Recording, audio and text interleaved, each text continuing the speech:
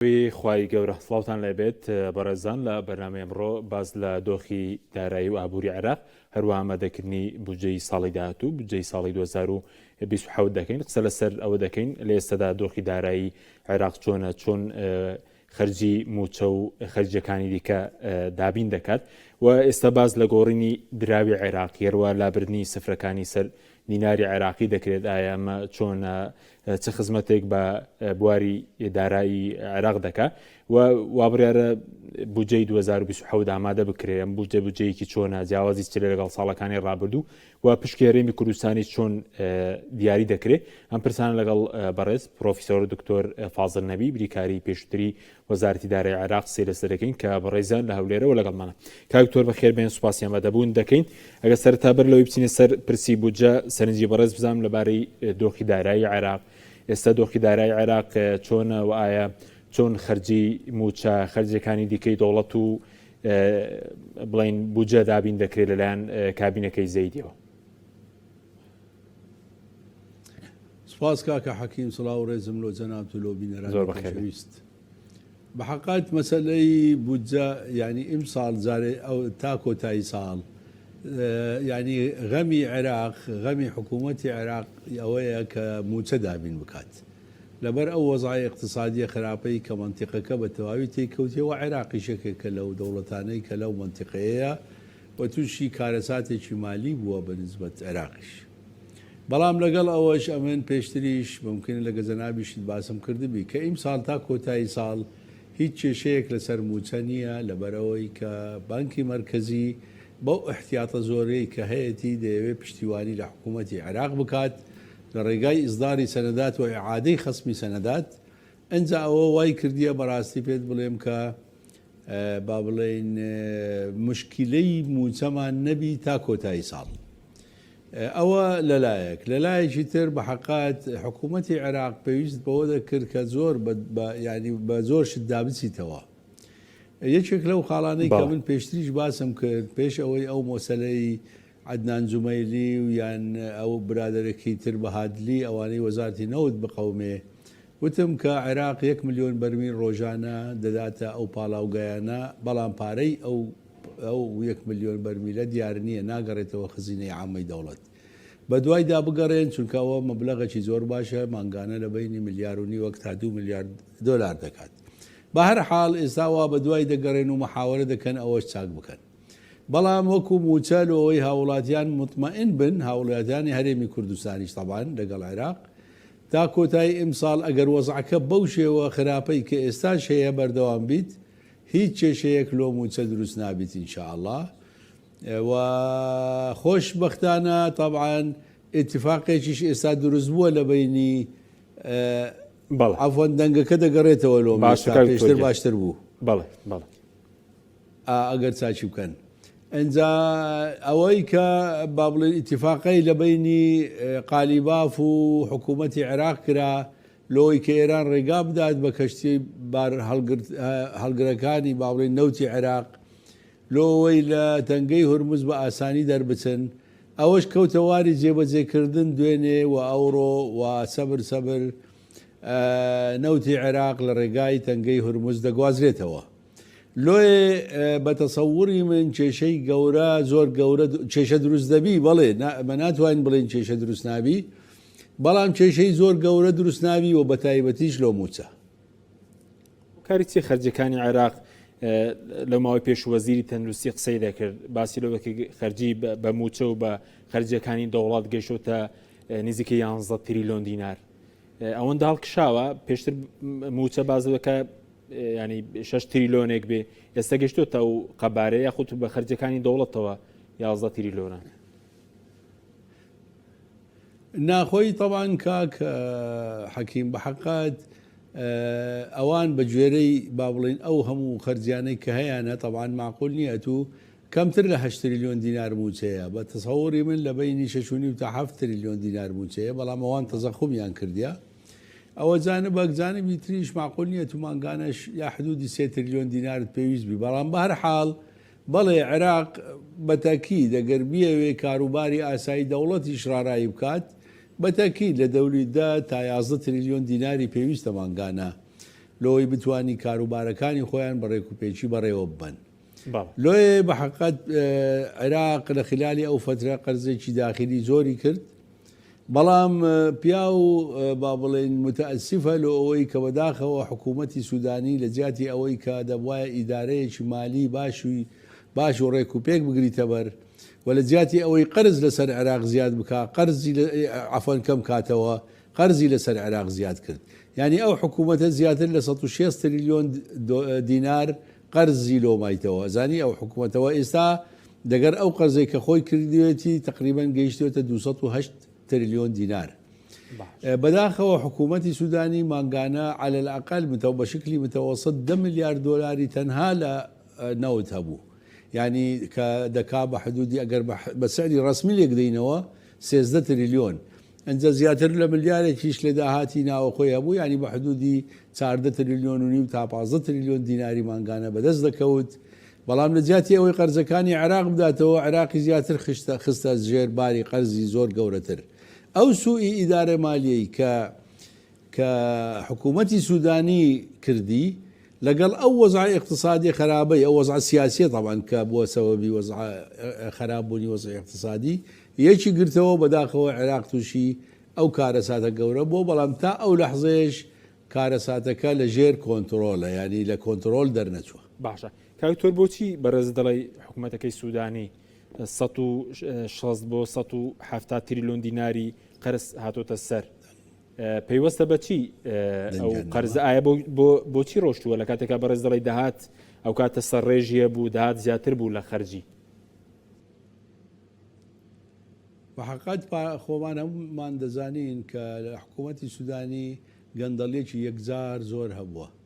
یعنی ڕووی ڕەشی زۆربەی گەندەڵکارانی پێشووتریان سپی کردەوە ئەوان. ئەنجالۆێ ئەو هەموو گەندەڵی لەو هەموو مەشاریعانە کرا، ئەوە بۆ سەبەبی ئەوەی کە بەداخەوە وەزعی مالی عێراق بەو شکلەیەوی کە ئێستا هەیە.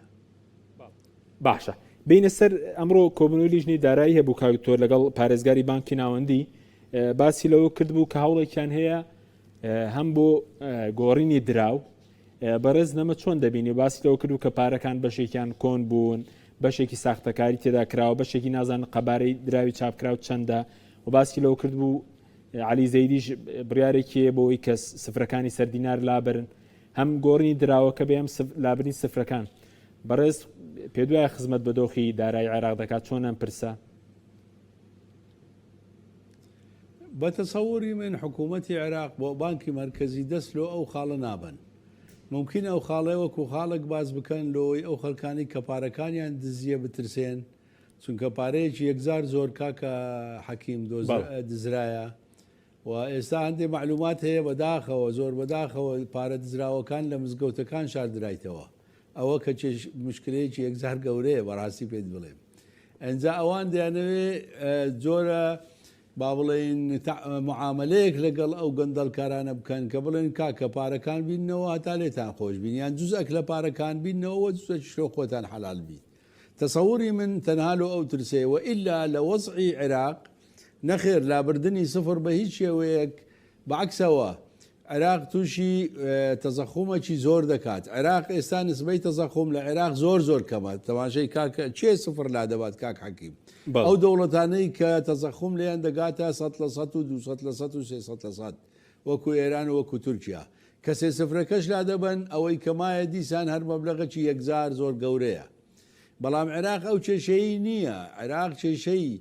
با بڵێن قیمەتی دراوی وەتەنی نییە، لەبەرەوەی قیمەتی دراوی وەتەنی ینی دراوی عێراقی بەرامبەر بە عوملەی سەعبە کە دۆلارە ئێستا حالیان تقریبا دەتوانین بڵێن شبه سابتە. مادام شبه سابتە کەواتە پێویست بە گۆڕانکاری ناکات. نەخێر تەنها یەکشت هەیە، بەڵێ ئەگەر عوملەی نوێ دەربکەن بەس بە هەمان قیمەت، یعنی تو 5,000 دیناری یان 10,000 دیناری یا 25,000 دیناری کەم بووە لە بازار یان دراوە و تێک چووە بە هەمان قیمەت 25,000ەکان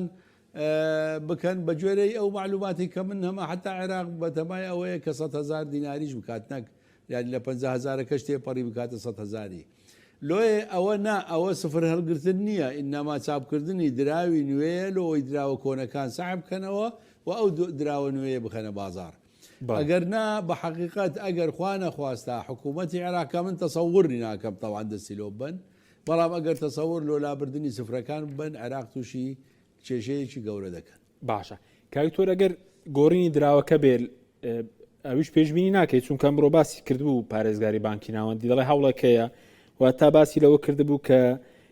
کۆی ئەو بڵێن ئەو وەرەقانەی کە پێویستە چاپ بکرێن 7 ملیارونی وەرەقەیە بە هەموو بڵێن جۆرەکانی پارە ئەگەر چاپ بکرێ باسی چەند وڵاتی کردووە کە پێشنیاز کراوە ئەڵمانیا فەرەنسا ئوسترالیا بەریتانیا بۆی کە چاپ بکرێت وەکو گۆڕین دراوەکەش پێشبینی ناکەی؟ وڵی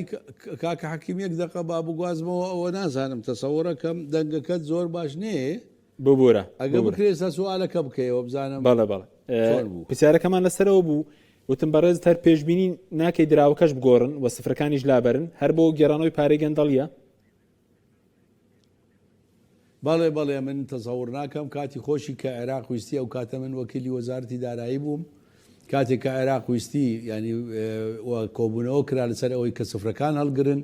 یەکێک لەوانەی کە زۆر دژی قەرارەکە بووە من بووم و بە حقیقت ڕێگەمان نەدا کە سفرەکان هەڵبژیرێ لە بەرەوەی تووشی تەزەخۆم و تووشی مەشاکلێکی زیاتر دەبین لە عێراق و الحەمدوللا تا ئەو لەحزەیە نەکرایە ئەو مەوزوعە لۆیە تەسەوڕ دەکەم لەمە دواش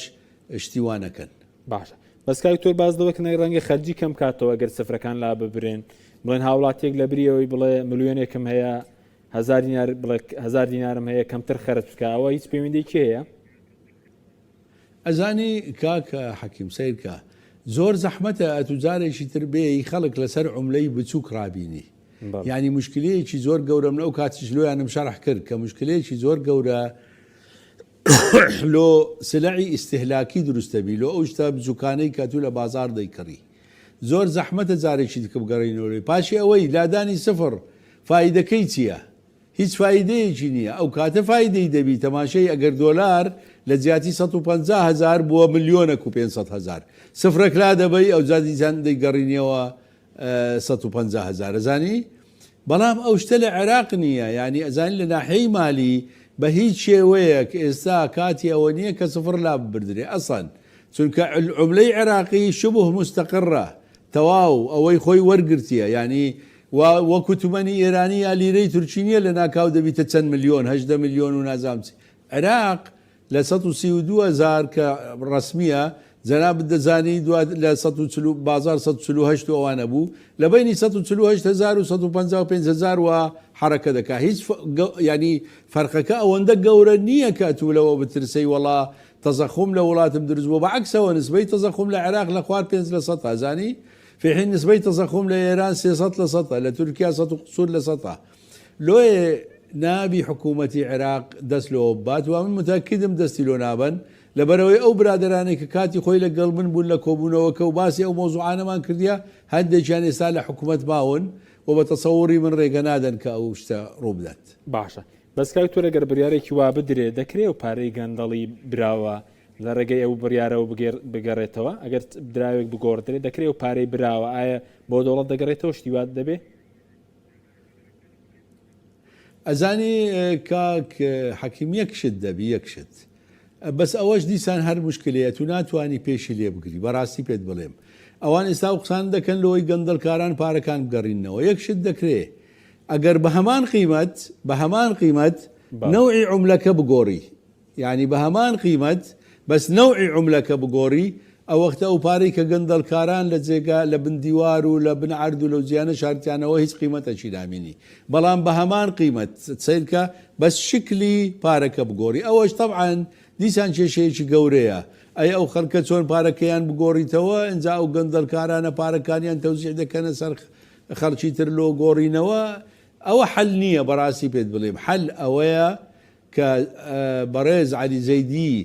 شجاعتربی لەوەی کە هەیە ئێستا گەندەڵکاری بچووکی گرتێت دەست لۆ گەندەڵکارە گەورەکانیش ببا و بە محکەمە پارەکانیان پێ بگەڕینیتەوە چونکە خەڵکی عێراق وا پێدەچی ڕازی نەبن لەسەرەوەی کە بە ئاسانی پارەکان بگەڕینەوە. باشە کاکتۆر پێ دوای عێراق ئێستا باز دەوێت کە پارێزگاری بانکی ناوەندی و توێتی نازانین بڕی پارەی چاپکراو بە دیاریکراوی چەندە پێشتر باسی 105 تریلیۆن دەکرا ئێستا باس 125 نازانن کۆی ئەو پارەی کە چاپ کراوە چەندە لە عێراق خۆیان؟ هەر لەو حدودەیە لە حدودی 105 تا 110 تریلیۆن دینارە ئەو پارەی کە هەیە ئێستا لە بازار. وعراق الحەمدوللا تقریبا زیاتر لە 2 ئەوەندە احتیاطی هەیە. لۆیە دراوی عێراقی حیفاظی لەسەر قدرەتی خۆی کردیە. ئەزانی دراوی عێراقی ینی قیمەتی خۆی تقریبا شبه ثابت حیفاظ لەسەر کردیە لەبەر ئەوەی عێراق احتیاطیەکەی 2 بەرامبەر ئەو خەتە سوورەیە کە مەفروزە هەی بیت لە حدودی 105 تا 110 تریلیۆن دینارە. ئەنجالۆیە دیسان دەڵێمەوە کێشە نییە خۆمان بەو مۆزوعە مەشغول نەکەین زۆر کاکە حەکیم چونکە بە تەسەووری من عێراق دەست لە ئەو مۆزوعە نابێت. باشە ئەین وەکو نرخی دۆلار پێشبین دەکەی لە بودجە دەستکاریەکی بکریا خودەوە پەیوەندی بە بودجەوە نیە نرخی دۆلار بەرامبەر بە دینار تاکو ئێستا ڕوون نییە؟ تا ئەو لەحزەیە فکرەیەکی وانە تا ئەو لەحزەیە فکرەیەک نییە کە گۆڕانکاری تێدا بکەن. بە تەسەووری من طبعاً خۆت دەزانی کە عێراق بکەویتە ئەو تەنگژەی کە ئێستا تێدایە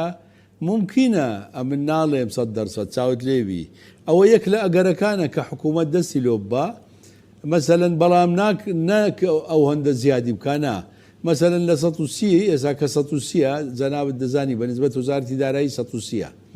لە 130ەوە مەسەلەن توانێت 4-5 نقطە یا 10 نقطە بەسەری بێخیت لۆ 140 بیبات بەڵام لەوە زیاتر ناچون کە وەزعی اقتصادی وڵاتەکەی خۆی تێک دەدات خۆی تووشی تەزەخومەکی گەورە دەکات. لۆێ ئەوە یەک لە ئەگەرەکانە ممکنە دەستی لۆ بن بەڵام لە مستەوایەکی زۆر کەم نەک لەو مستەوا گەورەی کە خەڵک لی ترسا بوو جاران دەیان گۆ دەبیتە 200,000 و نازامسە ئەمن ئەو کاتیش خەڵکم مطمئن کردەوە کە ناگاتە 160 هەر لەو مستەوایی کە ئێستا هەیە دەمێنیتەوە. باشە بینە سەر ئامادەکردنی یاسای بودجەی 2027 ئایا بودجەی ئەم ساڵی عێراق جیاواز دەبێت لە ساڵەکانی ڕابردووە ئایا ئەم ساڵ بۆ 1 ساڵ دەبێت ئەگەر ئامادە بکرێ یاخود بۆ 3 ساڵ دەبێت چۆنە بە پێی پێشبینیەکانی بەڕێز؟ بە حەقیقەت کاکە حەکیم بودجەی ئەو ساڵ لۆ 27 ینی ساڵی 27 بودجەیەکی تۆزێک زەحمەت دەبی لە 2 جانب.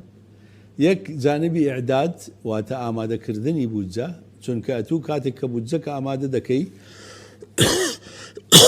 مشکلش ئەوەیە لۆ یەکەمین جار عێراق دەستی بردیتە بەر بودجەی موازنة البرامج والأداء ئەوە زۆر زەحمەتە لەو چونکە لۆ ئەتوو زۆر دائیما لە بودجە 2 جانبت هەیە جەنابەت دەزانی جانبی ئیراداتی خۆت و جانبی مەسروفات. جانبی ئیرادات جاران بە ئاسانی تەقدیر دەکرا واتە تەقدیرەکە زۆر نزیک بوو لە واقع چکە تو دەزانی 3,450,000 بەرمیل تەصدیر دەکەی و نرخەکی سابتی لۆی دانابوو و هی گومرگ و زەڕایی بۆ ئەو شتانەش دیار بوو لەبەرەوەی لە وەزعێکی اقتصادی یان لە وەزعێکی سیاسی و ئەمنی مستەقر بوو ناوچەکە. ئێستا وەزعی سیاسی و ئەمنی ناوچەکە تێک چووە لۆیە زۆر زەحمەتە تو بتوانی تەقدیری ئیراداتی خۆت بکەی بالمقابل چونکە تو تا تەقدیری ئیرادات نەکەی ناتوانانی تەقدیری مەسروفاتت بکەی چاوت لێبی یعنی بیناءن لەسەر ئیرادات تو تەقدیری مەسروفاتی خۆت دەکەی. لۆیە عملیەکی زەحمەتە بی لۆ ئەو برادرانەی کە ئەمساڵ بودجە دروست دەکەن. ئەمن بە حەقیقەت پێشنیارەکەم لۆیان کردیەوە ئەوەش ئەوەیە کە بودجەیەک دروستکەن پێی دەگوترێ الموازنة المەرنە واتە لە مستەوایەتی مختلفی فرۆشتنی نەوت یعنی ڕەبتی کەی بە نەوت مباشرەتەن لە مستەوایەتی مختلف کە ئەوەیان ممکنە بتوانی چارەسەری کێشەی عێراق بکات وەکو بودجە لۆ ساڵی 27. ئەوە جانبەک تەواان جانبی دووەم بە حەقیقەت الحەمدوللا ینی باشە ئەو پێکهاتنی کە باسم کرد لە بینی هەردوو لا ممکنە زۆربەی کێشەکان چارەسەر بکە نەک هەموو کێشەکان چونکە نەوتی عێراق جەنابەت دەزانی بمانەوێ نەمانەوێت تەنگەی هورمز ئێستا لە وەزعێکی مەخاتری بەرزە لە مەخاتری بەرز جەنابەت دەزانی هەم نەقل کولفەکەی زۆرەبی و هەم تەمین کولفەکەی زۆرەبی. لۆیە تەماشای کە نەوتی عێراق لە $40 دەفرۆشێ کە نەوت بە $94 لە برنت یعنی لە دنیا بەڵام نەوتی عێراق هەموو ئەو دەوڵەتانەی کە کەوتونەتە سەر خەلیج سەرکەنداوە بە تەنگەی هورمزدا نەوتەکانیان تێدەپەڕی نەوتەکانیان دەفرۆشێت کەمتر لە $40. هەندێش وڵات کە نەوتەکەی لە خارجی تەنگەی هەرموز دەفرۆشێ تەسەوڕ کە نەک 94 دلار سعری برێند ئەوان لە زیاتر بە 100 دلاریش دەیفرۆشن. ئەجا ئەو 40 دلارە بەڕاستی مشکلەیەکی گەورە لۆ بودجەی ساڵی 27 دروست دەکات لە عێراق. بەڵام لەگەڵ ئەوەش دەنابێت دەزانی دەبی بودجەمان هەبی، چونکە بودجە ئەو قانونەیە کە ڕێگا دەداتە حکوومەت کە مڵکی گشتی پارەی گشتی سەرف بکات. لۆیە بەڵێ حکوومەتی عێراق بەتەمایە و خۆشی ئامادە کردی و ئیشیشی وا لەسەر دەکات لۆ بودجەی ساڵی 27 و لە تەوری ئامادەکردنە ئینشاءالله و برادرانی ئێمەش لە کوردستان و وەزارەتی دارایی خۆمان وا پێدەچی کە ئەو شتانەی کە پێویستی بردبیانە بەغدا و لە فترەی داهاتوو ئینشاءالله مناقەشەی لەسەر دەکەن، چونکە داواکاریەکانی هەرێم تا ئێستا مناقەشەی لەسەر نەکرایە، مناقەشەی لەسەر دەکرێن، بەڵکە ئینشاءالله ساڵی 27 ببیتە ساڵی خێر و بەرەکەت لۆ هەموو لایەک. کاکتۆر بودجەکە پێدوای بۆ 1 ساڵام ساڵ 3 ساڵی نابێ وەکو ڕابردوو؟ نەخێر بودجەکە لۆ 1 ساڵ تەنها لۆ ساڵی 27 ساڵەکانی ڕابردوو لە بیدایەتەوە ئەوانە کە بودجیان لۆ 3 ساڵ دروست کرد بە فکردەیە من بە جەنابتم گۆ ئەوانە لە ئێستاوە فکری گەندەڵیان هەیە لۆیە لۆ 3 ساڵ دروست دەکەن ئەگە بە فکرت بێ هە لە بیدایەتەوە من ئەو قسەم کرد، چونکە بودجە لۆ 3 ساڵ سیر کە ئستراتیجەتی بودجە هەیە لۆ 3 ساڵ ئستراتیجەتی بودجە، بەڵام بودجەی 3 ساڵ نەخێر ئەوە بدعەیەک بوو کردیان لە ئەوەی بە ئاسانی بتوانن گەندەڵی و گەندەڵکاری بکەن. باشە، باشترین شت کە ئێستا وەزارەتی دارایی هەرێم پەرلەمانتارە کوردەکان لە بەغدا وەزیرەکان بیکەن بۆ بودجە چییە لە ئامادەکردنی بودجە؟ کاکە حەکیم بە حەقەت جەنابەت دەزانی ئێمە لە 3 محەتە لە بودجە با بڵێن بە 3 محەتەدا تێدەپەڕی. محەتەی یەکەم وەزارەتی دارایی عێراق. ئێمە پێویست بەوە دەکات کە وەزارەتی دارایی خۆمان بە تەواوی خۆیان ئامادە بکەن ئەو داواکاریانەی کە هەیەە، بەڵام دائیمەن ئینسان لە داواکاری منصف بیت کاکە حەکیم لۆ ئەوەی کە داواکاریەکە جێگای خۆی بگریت. ئەجا ئەو داواکاریانەی کە هەتە پێویست بەوە دەکات کە لەگەر وەزارەتی دارایی عێراق بکەونە گفتوگۆ و ئەو مادانەی کە مرتەبتن بە هەرێمی کوردستان مادەی 11 مادەی 12 مادەی 13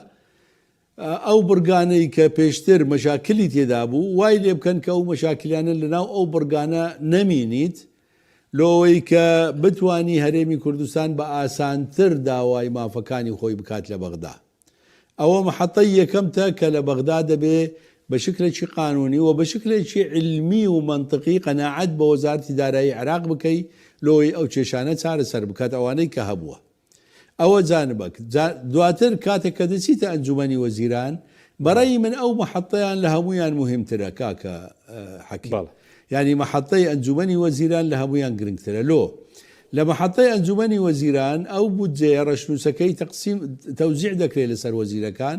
و هەر وەزیری دەگەڕێتەوە کوتلەکەی خۆی تاوان حزبەکەی خۆی مناقەشەی لەسەر دەکەن و دێنەوە داواکارەکانی خۆیان دێنن.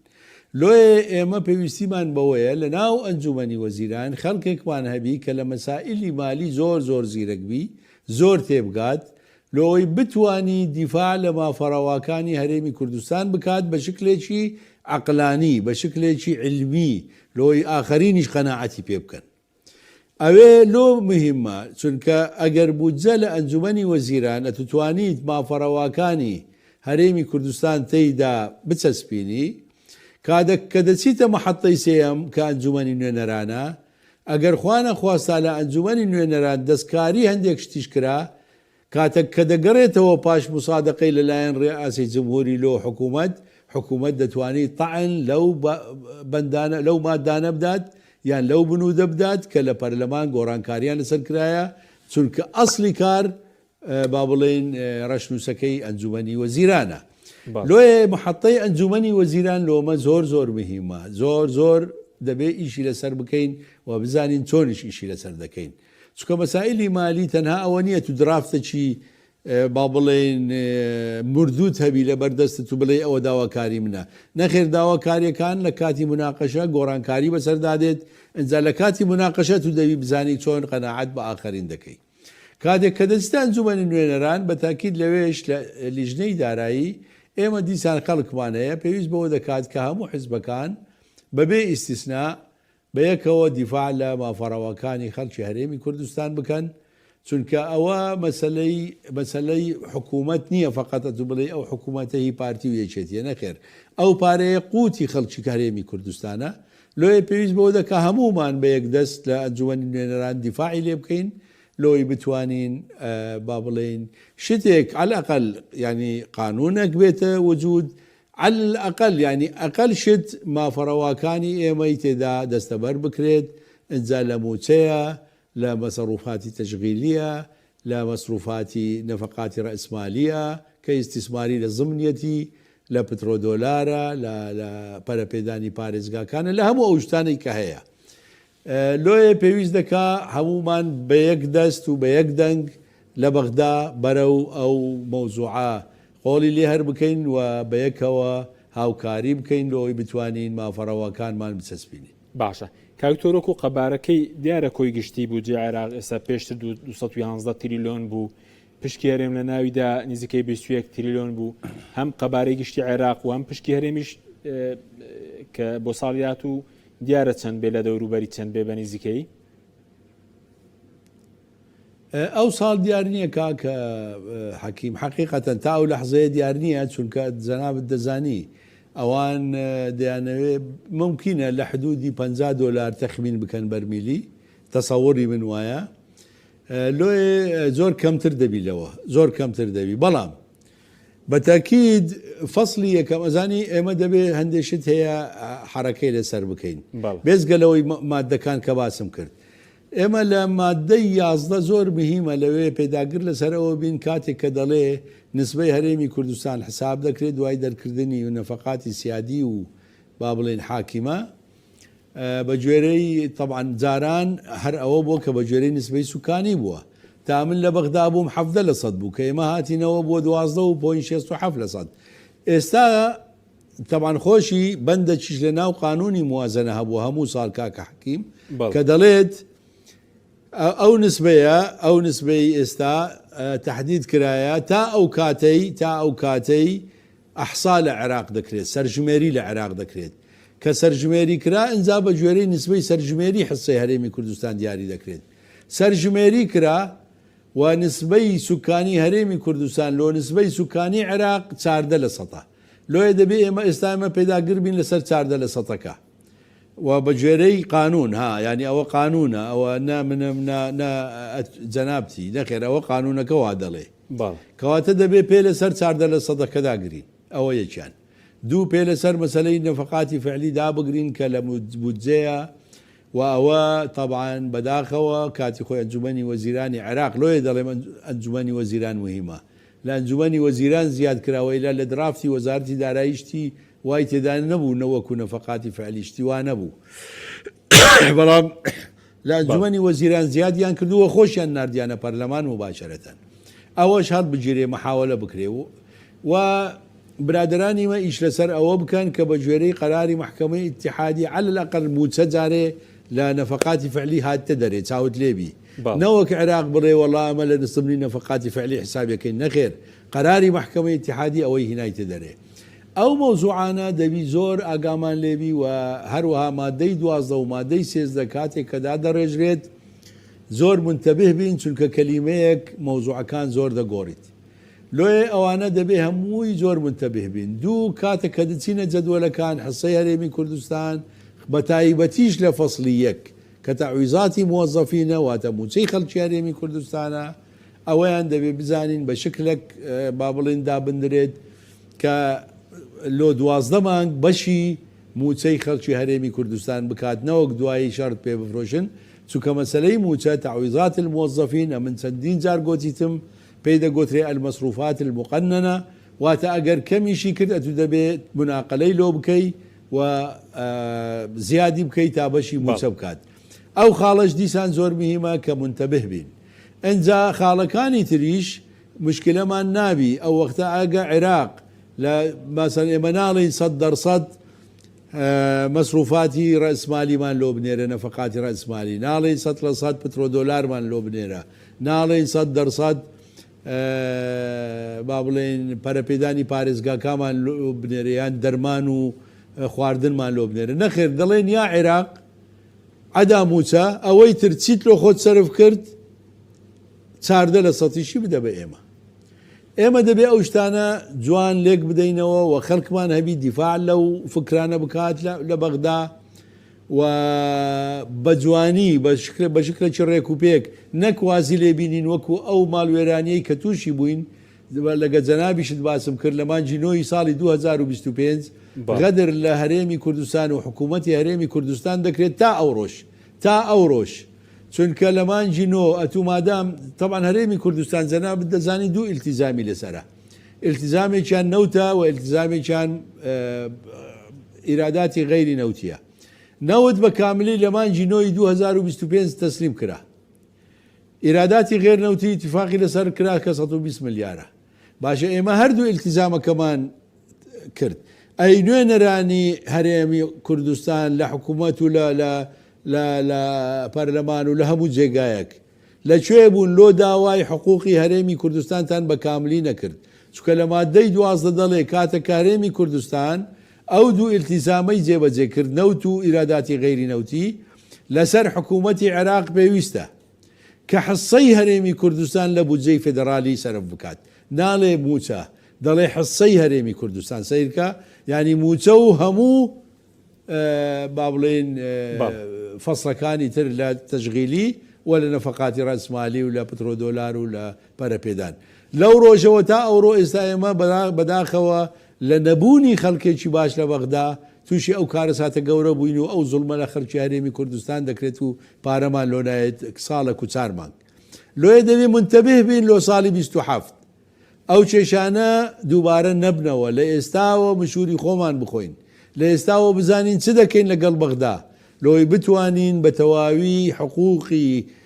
خەڵکی هەرێمی کوردستان بە تەواوی وەرگین باشە کاکتۆر سەبارەت بە خەڵک چاوەڕێی دامەزراندنە پێشبینی دەکەی دامەزرانی تێدا بێ جاوەسێ یەکەمەکانن مامۆستانی گرێبەستە بڵێن خەڵک چاوەڕێی دامەزراندنە خۆبەخشانی تەندروستین ئایا پشکی دامەزران دەکرێتەوە لە سەراسی عێراق وەرێمیشی تێدا بێ بە تەسەووری من کاک حەکیم ئێمە مەجموعەیەک تەواان داواکاریمان هەیە مەجموعەیە هەندێکیان تەحسیل حاصلن هەندێکیان نەکرد پێویستی بە دانوستانە لەگەڵ بەغدا بکەین یەک لەوانە مەسلەی دامەزراندن بەڕاستی پێت بڵێم تەحسیل حاصلە کاکە حەکیم چۆن تەحسیل حاصلە ینی حتا پێویستی بە دانوستانێکی زۆر نییە تەحسیل حاصلەکە لەوەیەک ئەگەر حکوومەتی عێراق خەڵکی لۆ خۆی دامەزراند لە هەر وەزارەتێک چەند کەسی دادەمەزرینی دەبێ بە گوێرەی قانونی موازنە چاردە لە سەتیشی لێبداتە هەرێمی کوردستان واتە ئەتو ئەگەر لە وەزارەتی تعلیمی عالی عێراق 1000 کەس دابەزرێ پێویست بەوە دەکات کە 140 دەرەجەش بدرێتە هەرێمی کوردستان ئێستا خۆشبەختانە گوێمان لێ دەبی کە خاستن وەزارەتی تەندروستی لە عێراق زەختی کردیە لەوەی مەجموعەیەک دەرەجەی یەکجار زۆر یان پێ بدرێت دەبێ برادرانی مە طبعاً بە نسبەی خۆمان 4% لەو دەرەجانە وەرگرن ئەجا خەڵکی پێتەعین بکەن لە هەرێمی کوردستان کە بە تەسەووری من تەعینات لە عێراق دەکرێت بەڕەغمی ئەو زروفە ناخۆشە بەڵێ تەعینات لە عێراق دەکرێت لەبەر ئەوەی هەندێک زەختیان لەسرە لە وەزارەتی تعلیمی عالی بە تایبەتی و لە وەزارەتی تەندروستی ئەوە خاڵی ئەو برادرانەیە هەندێک خاڵی ترەیە بەڕاستی مەسەلەی با بڵێن بوچەی پێشمەرگە و هاوتاکردنی لەگەڵ عێراق ئەوە نەخێر ئەوە تەحسیل حاصل نییە ئەوە دەبێت دانوستانی لەسەر بکرێ و دانوستانەکە دەبێت بزانن فەرقەکە چەندە ئایا حکوومەتی عێراق دەستە ژێرباری ئەوەی کە ئەو فەرقەیە بخاتە سەر بودجەی هەرێمی کوردستانیان نا ئەوە پێویستی بە دانوستانێکی زۆرە مەسەلەی ئەو تازە گوێم لێ بوو لە هەندێک ئەخبار کە مەسەلەی زیندانیانی سیاسی مەزەلەی زیندانیانی سیاسی بە حقیقت مدیر عامی زیندانیانی سیاسی کاک ئەحمەد هاتە لای من لە ئۆفیسەکەم و قسەمان لەسەری کرد و ڕێگام لۆیاندانا کەچی بکەن لە هەمان کات تەلەفۆنم کرد لۆ مدیر عامی موازنە لە بەغدا و مدیر عامی دایرەی قانونی لە وەزارەتی دارایی لۆی هاوکاریان بن و موچەی زیندانیانی سیاسی هەرێمی کوردستانیش هاوتا بکرێ لەگەڵەوان و هەردوو مدیر عامەکەش وعدیان پێم داوە وابزانم کاک ئەحمەد ئێستاوە ئیشی لەسەر دەکا لە بەغدا ئەجا هەندێک مەسائل پێویستی بە دانوستانە لۆی بتوانی با بڵێن ئەو تەڵەباتی کە هاتە جێگای بکرێتەوە لە بودجە. باشە ئەی پلە بەرزکردنەوەش دەکرێت کاوتۆر باز دەوەی کە 7 میلیارێکیش پێویست بێ پلە بەرزکردنەوەی فەرمانبەرانی شارستانی دەکرێت ئەمە پلە بەرزکردنەوە فەرمانبەران کاوتۆر بەڵێ مەسەلەی پلە بەرزکردنەوە بە حقت مرتبطە بە دووشت یەک لە عێراقیش فترەیەکی زۆر پلە بەرزکردنەوە ڕاوەستا جەنابەت دەزانی لە زمانی سڵتەی پلە بەرزکردنەوەیان ڕاگرت و بەڕەغمی ئەوەی کە محاولەیان کردە دەست پێ بکەنەوە دەستیان پێ نەکردەوە و تەسەوور دەکەم ئەو حکوومەتەی عێراقیش ئێستا دەستی پێ دەکاتەوە مەسەلەی پلە بەرزکردنەوە کە دەستیان پێ کردەوە ئۆتۆماتیکیان جەماعەتی مەش دەگریتەوە ینی بتەوێنێتەوێ جەماعەتی ئێمەش دەگریتەوە مەسەلەی پلە بەرزکردنەوە بەڵام طبعاً ئەوەیان بە حقات لەبەرەوەی ممکنە مەبلەغێکی زۆری بێ پێویست بەوە دەکات کە وە متەکیدیشم وەزارەت دارایی خۆمانە ویشەیان کردیە بەڵام ئەگەر يعني فذكر لعل الذكرى تنفع المؤمنين لۆی ئەو فەرقە چەند پارە پێویستە لە ئەو پلە بەرزکردنەوانەی کە پێویستە تا ئێستا نەکراوە لۆی فەرقەکە بزانن و لەگەر عێراق قسە لەسەر مەبلەغەکە بکەن نەک لەسەر مەبدەئەکە چونکە تۆگە لەسەر مەبدەئەکە قسەت کرد و ئەوان موافقیان لەسەر مەبدەئەکە کرد و تەخسیساتی لۆدانەندرا نەخێر هیچ بەکەلک نایە بۆیە دەی بزانی فەرقەکە چەندە و بە تەسەووری من وەزارەت دارایی خۆمان دەبێ ئەو شتەیان کردبی ینی ئەو شتانە دەبێ هەموو ئامادە بن ئەو فروقاتانە لەوەی بتوانن لە بودجە جێگای بکەنەوە بەڕەغمی سوعوبەی بودجەی ساڵی 2027 باشە بەدوا پیسەر من کاکتۆر لەسەر خانەنشینان بێ بەشێک لە خانەنشینان بڵێن 12 موچەکان وەرنەگرتووە بەشێکیان دەمێک هەرموچیان وەرنەگرتووە دەکرێت چارەسەر بکرێت کێشەی خانەنشینان ئەوانەی کە 12 موچەکان وەرنەگرتووە ئەوانەی کە موچەکانیان درەنگ خەرج دەکرێت والله کاکە حەکیم مەسەلەی 12 موچەکە من کاتی خۆی زۆر خۆم ینی هەر لۆ خۆم وەکو کوردێک تەواان کەس داوای لە من نەکردو وەڵام وەکو کوردێک زۆر تەدەخولم کرد لەگەڵ وەغدا لەسەر ئەو مۆزوعە لەگەڵ بەڕێز وەزیری دارایی ئەو کات قسەم کرد لەگە بەڕێز سەرۆکی هەیئەی تەقاعودی وەتەنی قسەم کرد سەرۆکی هەیئەی تەقاعودی وەتەنی و بەڕێز وەزیریش ئەو کات گوتیان ئێمە فکرەیەکمان هەیە کە بە حدودی چەند بوو وابزانم 3 تریلیۆن دینار بوو بازانم شتێکی وا بوو بە تەسەووری من وتی دامان نایە کە ئەو تەخسیساتانە دابنین لۆ ئەوەی کە بتوانین 12 موچەکەی هەرێمی کوردستانی پێ بدەین پێویستی بەوە دەکرد کە برادرانی ئێمە زیاتر ئەم لەو کاتیش داوام کرد کە برادران بە دووە داچوونی لۆ بکەن لەوەی نەفەوتی ئەو مۆزوعە بەڵام تا ئەو لەحزەیە نەکرایە لۆیە پێویست بەوە دەکات بەڵێ ئەو مۆزوعە لەگەر وەزارەتی دارایی عێراق